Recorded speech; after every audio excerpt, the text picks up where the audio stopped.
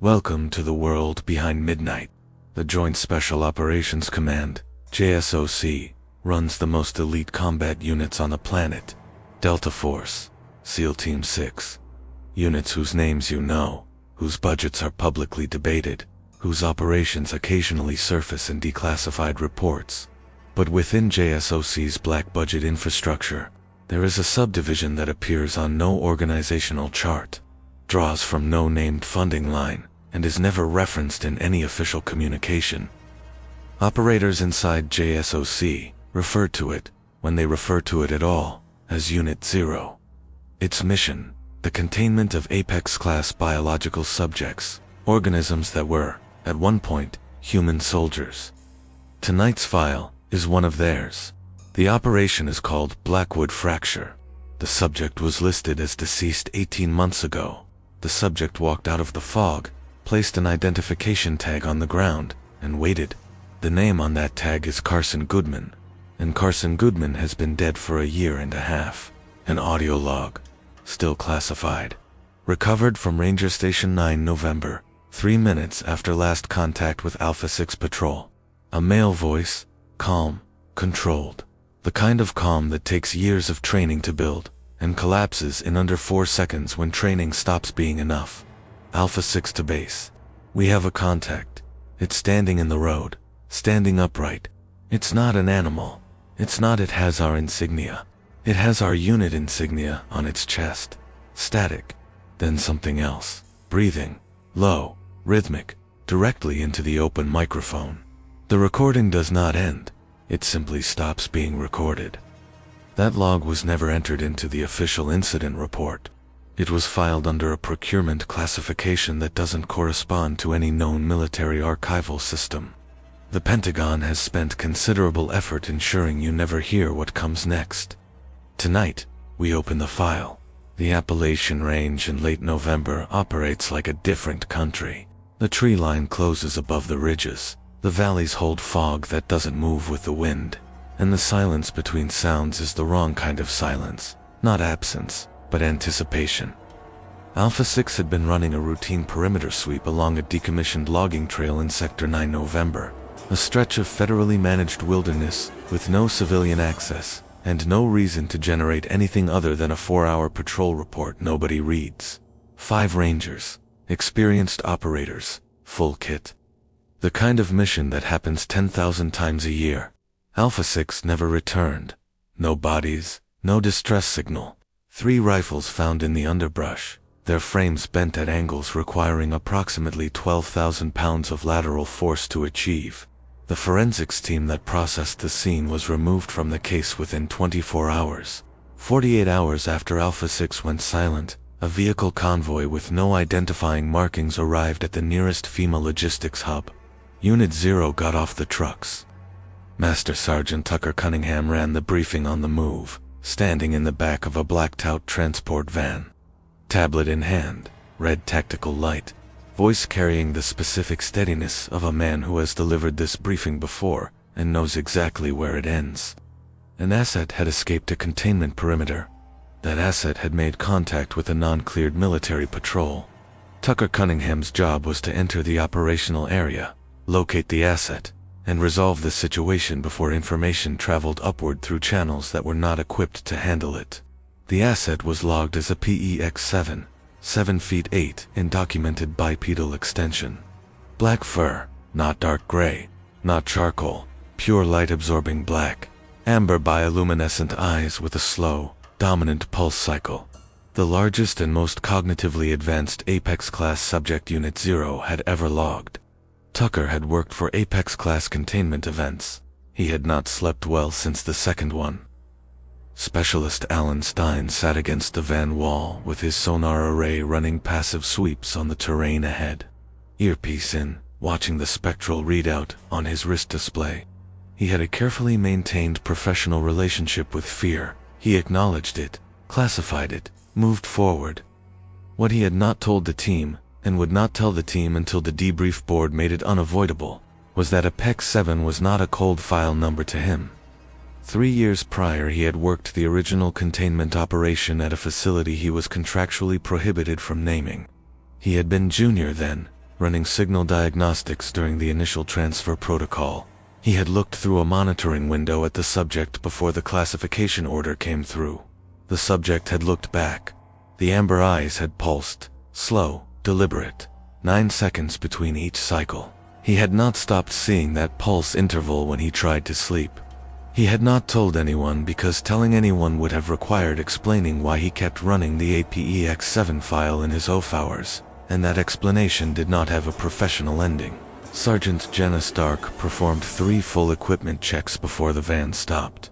Not nerves, protocol, cage charge compression, spring tolerances, barrier activation sequence, ambient temperature, 31 degrees Fahrenheit, cold enough to reduce finger response time by 11%. She adjusted her gloves, recalibrated her deployment timer, and ran the mission parameters again. APEX-7 was a containment priority, not a termination order, which meant her job was to get close enough to a 7'8" biological apex predator to deploy a perimeter barrier and survive the operational window required to do it. Unit 0 briefing documents described this kind of engagement in clean neutral language that made the near impossible sound like a standard field procedure. Jenna had 3 successful containment events on her record. She carried 2 scars she declined to document. The mathematics of her career remained acceptable. Corporal Joaquin Bryant found the first artifact. The convoy had stopped at the last accessible road junction, half a mile from Alpha 6's last signal position. The team moved on foot through dense tree-line in formation, Tucker anchoring center, Stein right flank, Stark left, Bryant and Cadence Frank trailing in passive mode, all kit lights off. The valley fog was chest-high and absolutely still. Bryant's headlamp swept a pale arc through the gray and hit the object at knee level before he registered it consciously. A Ranger-issue assault rifle, barrel wrapped around a tree trunk in a complete 360 spiral. Not snapped, not broken at stress points. Wrapped the metal bent in one continuous fluid movement that forensic physics would later estimate required force well beyond any documented non-mechanical source. Grip still attached, trigger guard intact. Bryant photographed it, tagged the GPS coordinate, and said one word into the COM channel, flagging. Tucker acknowledged. Nobody discussed the implication. Everyone understood the implication. Technical Sergeant Cadence. Frank's acoustic display was showing a waveform structure she had encountered once before. In a containment failure log from a Pacific Northwest incident, she was not cleared to reference by location. The signal in the valley wasn't environmental noise, it was organized. Recurring waveform clusters, 6 to 8 seconds apart, alternating between 2 distinct frequency registers. Cadence had spent 14 months of her Unit 0 posting trying to determine whether Apex-class subjects communicated via deliberate, syntactical sound production. The data resolving on her display was not ambiguous. The question had answered itself. She began archiving in real time, the encrypted server uploading automatically. She noted the timestamp. She noted that the 2 frequency registers were separated by exactly 40 meters of lateral space, and both were moving parallel to the team's position. She said, quietly, into the comm. We are being flanked. 2 signatures. They are communicating with each other. A beat of silence. Then, Tucker. Direction of primary. Cadence checked her spectral overlay. Ahead. Stationary. Waiting. Tucker closed his fist. Formation halt. The team compressed into a diamond, backs toward each other, weapons up. Allen's sonar array was registering a single large stationary mass signature 90 meters ahead, while Cadence tracked 2 mobile flanking signals moving perpendicular. The datasets should not coexist. Either Apex-7 had not arrived alone, which contradicted every behavioral file Unit 0 held on the subject, or the flanking pair were a new development, unlogged, unclassified, unknown. Tucker processed this for 4 seconds. Then he made the call. Advance on the stationary signature. Treat the flanking pair as observation units, rather than assault vectors. Reach the primary before the geometry closed. Move. Double time. Frank. Continuous feed. The stationary signature resolved into a clearing, 40 feet across, roughly circular. The tree line pulling back in a configuration that didn't read as natural growth pattern. It read as maintained space. The ambient temperature at the clearing edge was 4 degrees colder than the surrounding forest. Cadence flagged it immediately. Localized thermal suppression. Documented Apex class behavioral marker, consistent with a high-mass subject in extended resting state in the immediate prior period. Something had been here. It had left before they arrived, or it had left specifically when it detected their approach, which implied acoustic awareness of Unit 0 movement protocols at a sensitivity level that made every assumption in Tucker's operational framework quietly collapse. Alan's sonar hit a signal return on the far tree line that cascaded his display into 3 seconds of overload before recalibrating. He pulled the number. Contact, 12 o'clock, 60 meters, stationary. His voice was level. His hands were not entirely level. Apex 7 came out of the tree line slowly. This was the element that every operator present would cite first in their individual depositions. Not the size, not the eyes, not the physical reality of the thing, the slowness. It walked forward on 2 legs, each footfall placed with deliberate weight distribution, the body language of an organism that was not hunting, not reacting, announcing. The black fur absorbed the ambient light in a way that made the silhouette red, as a hole in the forest, rather than a presence within it. The dorsal ridge elevated as it cleared the tree line, the fur along the spine rising, the silhouette expanding by nearly half, and then it stopped. 20 meters from the team. The amber eyes were bioluminescent, pulsing at their slow, dominant interval. 9 seconds, 10 seconds, 9 seconds. The gold light spread into the surrounding fog in wide, sustained arcs. And Apex 7 looked, with specific, unambiguous directional focus, at Alan Stein. Not at Tucker, the command presence, the largest operator. Not at Jenna Stark, with her cage system active and visible. At Stein. It made no sound. It did not move. It simply looked at him, and waited, with the patience of something that understands time differently than the people holding weapons across the clearing. Tucker had the frequency emitter, powering 2 active pulse, the antenna array extending, the device calibrated to disrupt Apex-class neurocoordination frequencies, the Unit 0 equivalent of a tactical flashbang. Non-lethal, imprecise, but sufficient to generate a behavioral interruption in most documented subjects. Stark deployment prep. Bryant, standby sedative delivery. Frank Flanker's cadence's response was flat and immediate. Both stopped moving the moment Apex-7 entered the clearing. They haven't shifted position in 40 seconds. Tucker, waiting for an extraction window. Cadence, no. Their frequency output dropped when a PEX-7 appeared. I think a pause. The kind of pause that in Cadence Frank's operational history meant she was about to say something the protocols had no category for. I think they're deferring to it. I think they're waiting to see what it decides. What Apex 7 did next had no precedent in 11 years of Unit 0 field documentation. It raised its right forelimb full extension, claws open, and reached into the dense fur of its own chest. The motor precision of the movement was wrong for that limb architecture. It should not have been capable of that level of fine manipulation.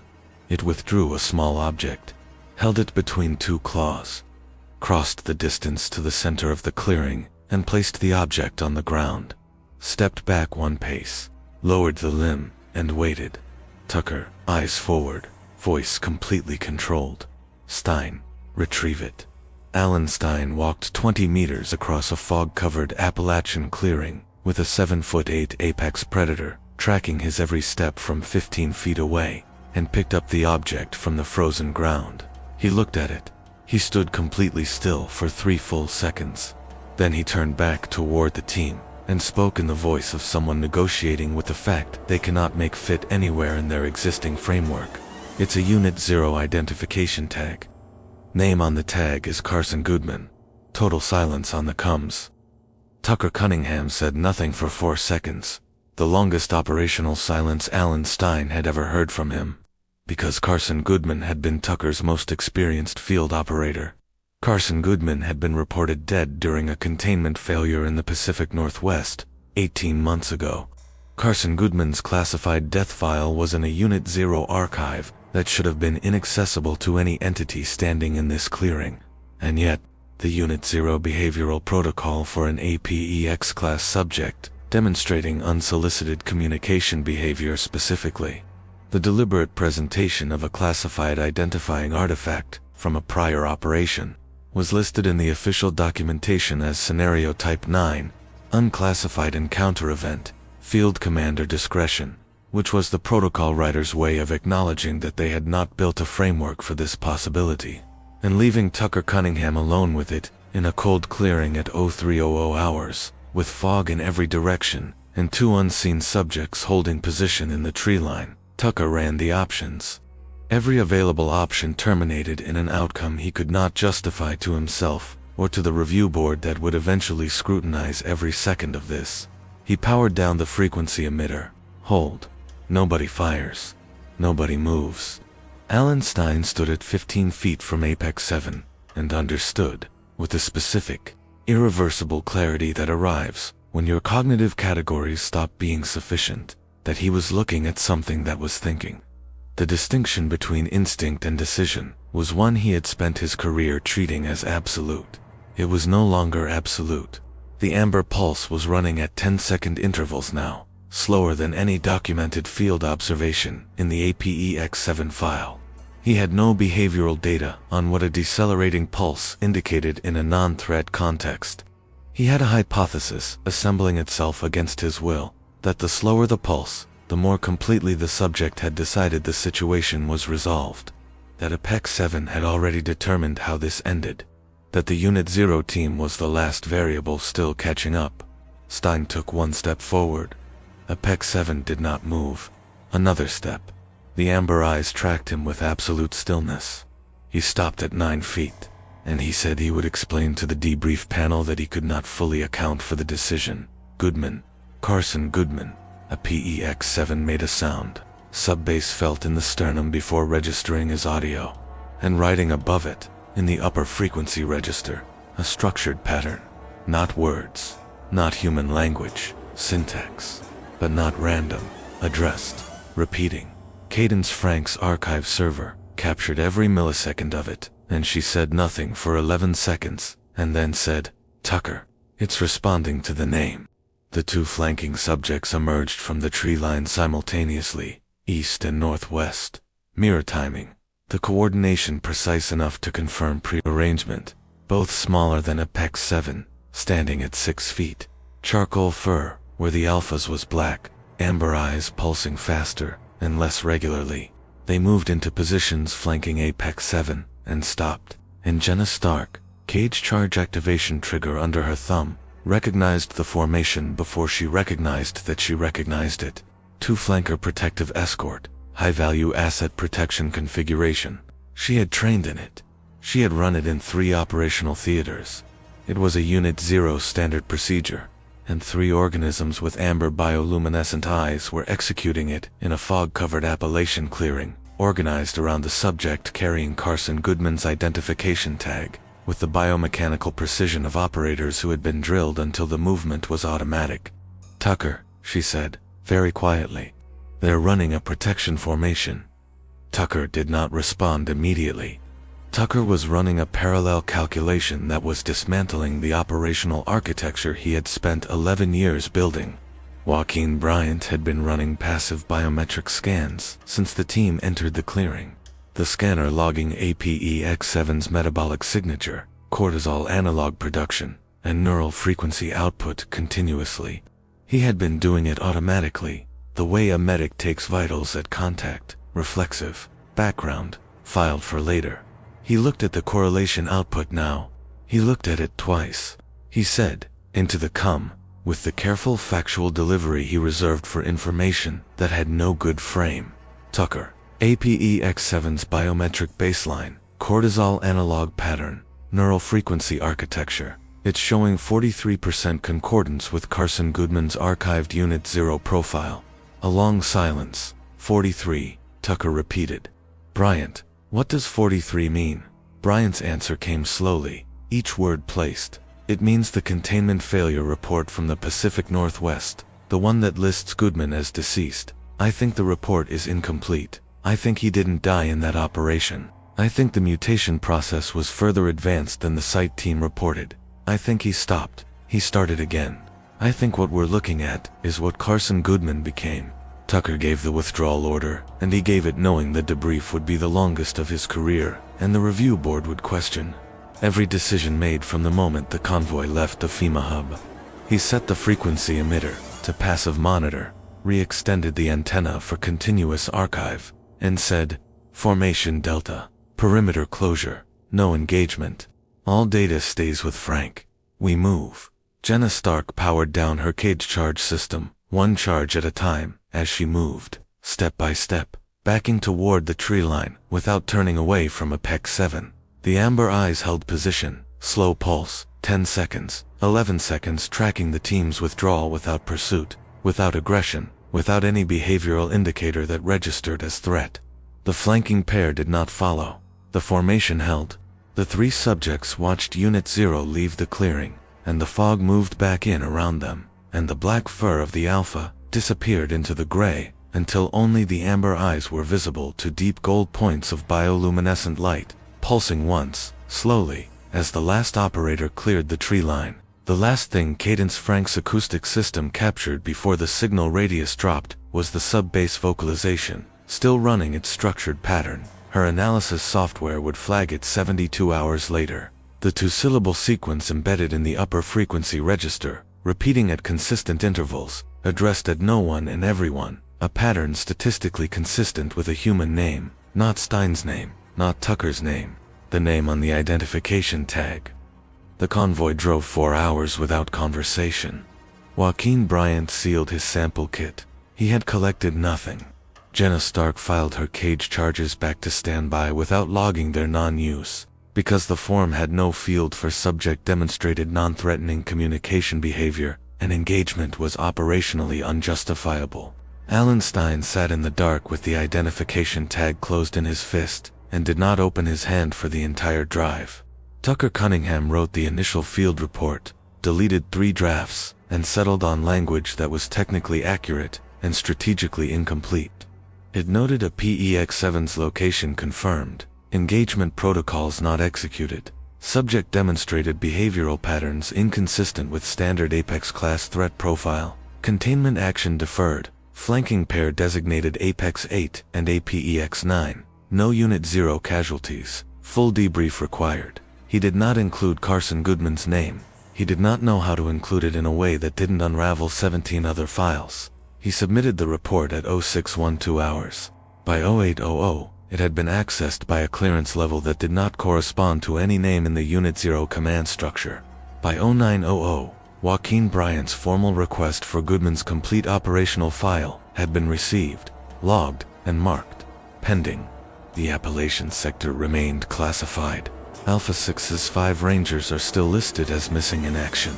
The bent rifle frames are in evidence storage at a facility identified only as a 3-digit number on a procurement manifest with no public access authorization, and somewhere in Sector 9 November, in a valley where the fog doesn't move with the wind, 2 amber bioluminescent eyes are pulsing in the dark, slow, deliberate, patient, at 11-second intervals, not hunting, not waiting to be found. Already knowing where this goes, the Unit 0 debrief board convened for 11 days.